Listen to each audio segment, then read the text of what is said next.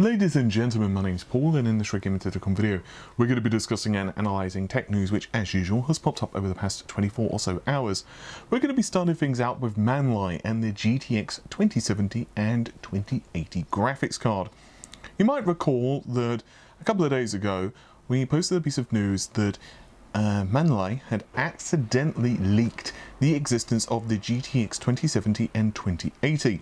And not only were there entries for the ECC on the 2070 and 2080, but we also saw GA204 as well. Well, things at Manli have not been going too well. In fact, they put out an emergency press statement, sending it to various members of the press to tell them, actually it wasn't us that put these entries out there. And they have essentially said that they are investigating the matter and, they don't know what's going on. So, there's a couple of issues to this. The first is that, well, we also see the GA204 entries, right? So how these entries got into the Eurasian Economic Union database is unknown. The second issue is that, well, a lot of folks have been saying that it's clearly a typo. If you actually to look, the GTX 1080 and 1070 were missing in the series of entries that were listed. So we had the 2070, the 2080, and you had other cards as well, even dating way back, preceding the 10 series, right? The problem is there is actually a different entry that you can find, which actually has, and it's an older entry, which actually has these particular models listed, the 10 series listed. So what are we left with? Well, we are left with two scenarios. The first is that, yes, someone either trolled or it was a typo, which of course means that this rumor is just that, it is not genuine.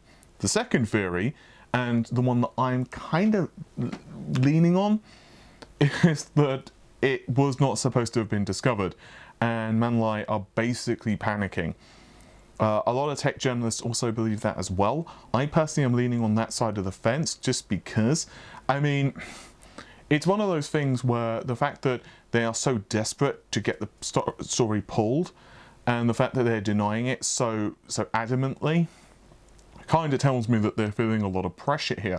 If it wasn't genuine, I suspect that they probably would have just ignored the story because, well, it doesn't really make a difference. My personal opinion is most likely Nvidia are kind of angry at them for this, and it is what it is, right? People make mistakes all the time, and people find these type of filings all the time.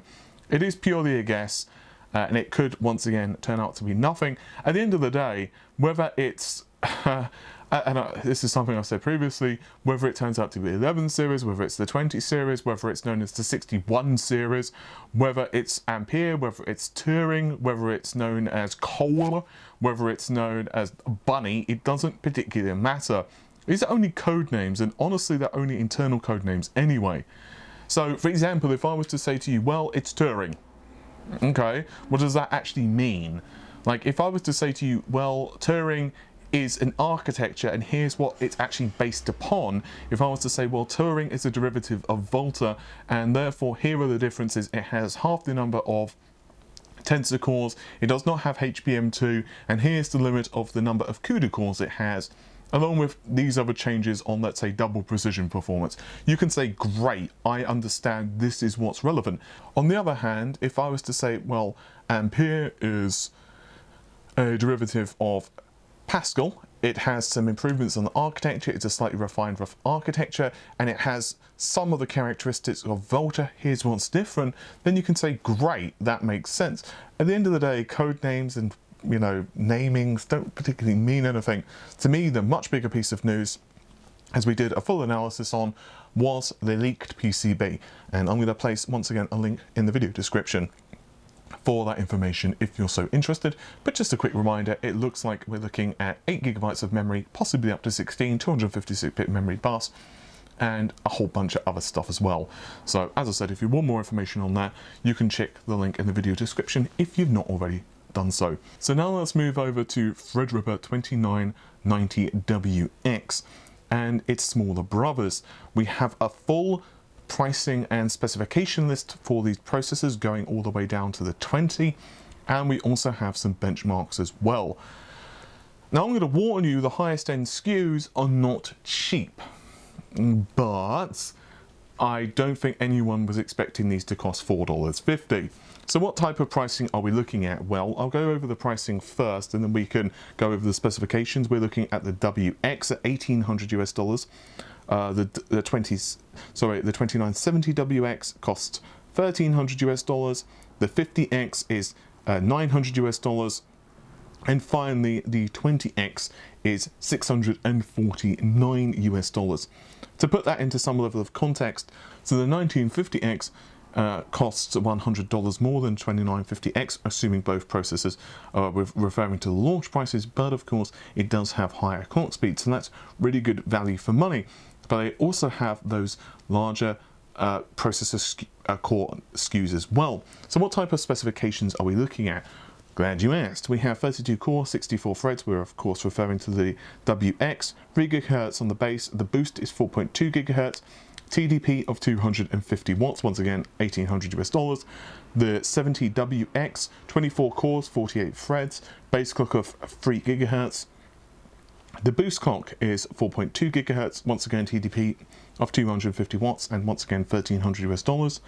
The 2950X, which is essentially a direct replacement for the 1950X, 16 cores, 32 threads, 3.5 GHz on the base clock, and the boost clock is actually slightly faster, 4.4 GHz, 180 watts TDP, $899 US, which is pretty darn good. I mean, still 16 cores, 32 threads is an awful lot of performance.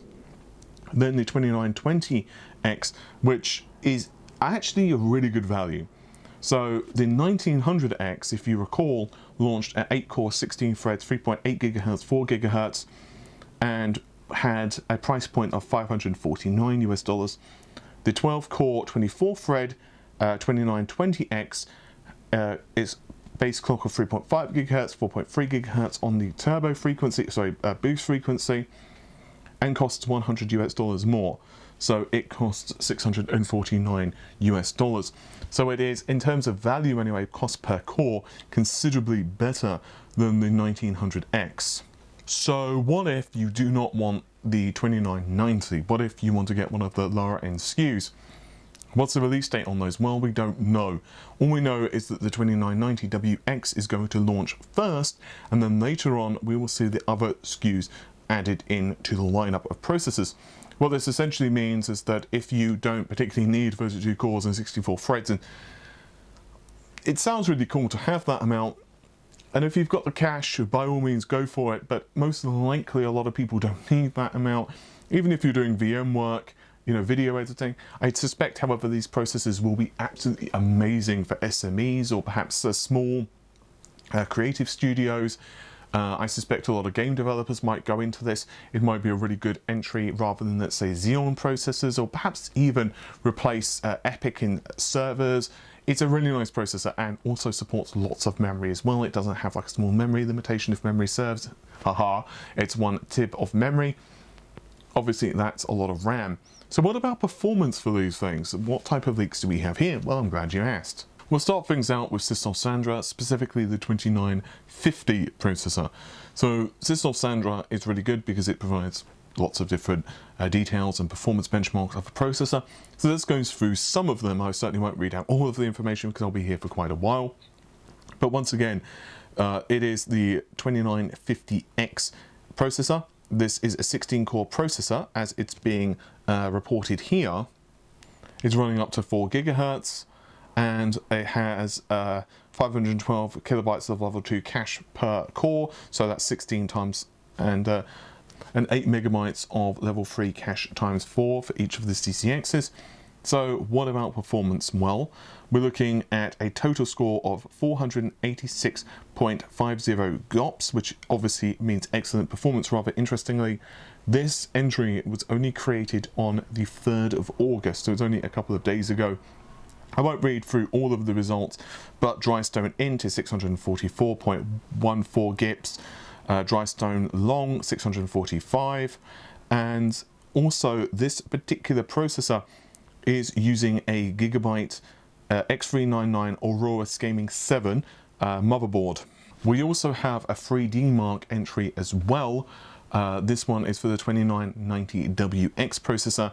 Unfortunately, of course, this is not necessarily the best indicator of performance, but we do have a 3D Mark physics score. It is the 2990WX 32-core processor, runs at 3 GHz. The maximum turbo clock here is reported at 4.369 megahertz. It's either misreporting that, it's possible there's a slight overclock, or it's possible XFR2 is doing its thing, along with, of course, all the other technologies of the Ryzen processor.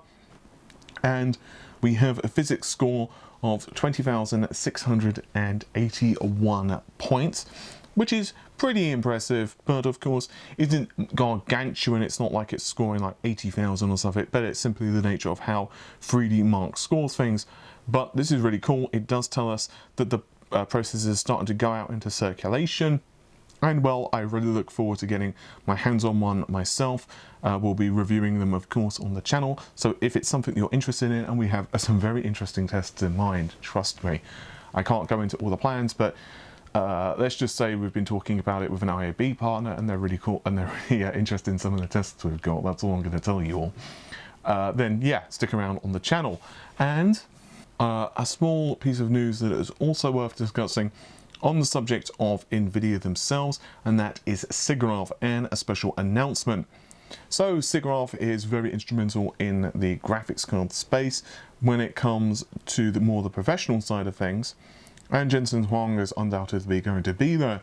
According to the official Siggraph YouTube channel, they are planning to have a live video scheduled for August the 13th, and they are telling us that there will be a Jensen Huang special event.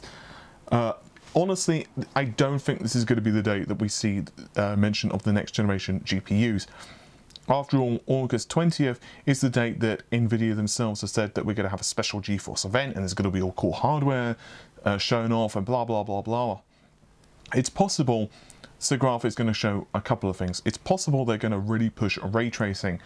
I know I sound like a broken record on ray tracing, but forgive me just for a second.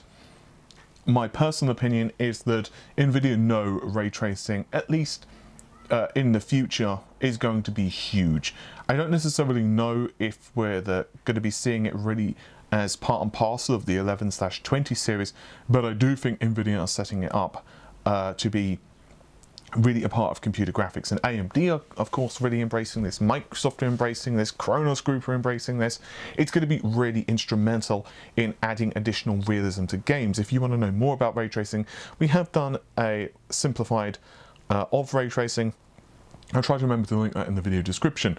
So it's possible we might see some technology in the next generation of GeForce cards actually regarding ray tracing and accelerating it in hardware.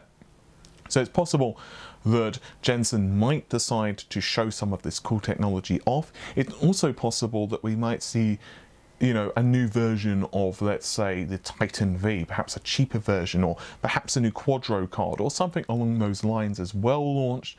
I highly doubt that it will be the next generation of GeForce cards. Perhaps we might see a preview, perhaps we might get some inkling of what we're going to be seeing.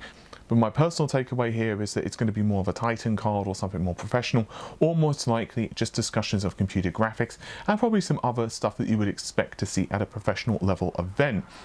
With all of that said, hopefully you have enjoyed the...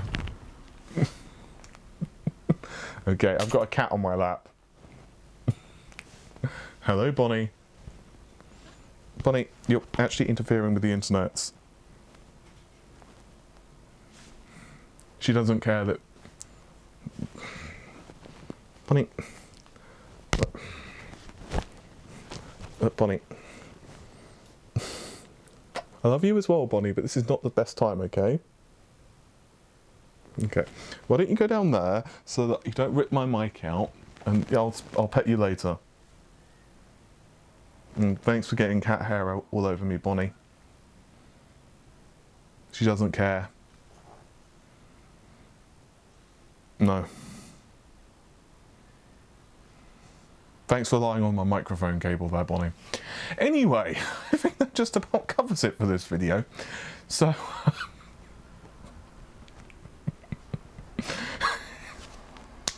yeah. Thanks very much for watching. Take care of yourselves. Bye for now. Cats, what are you going to do?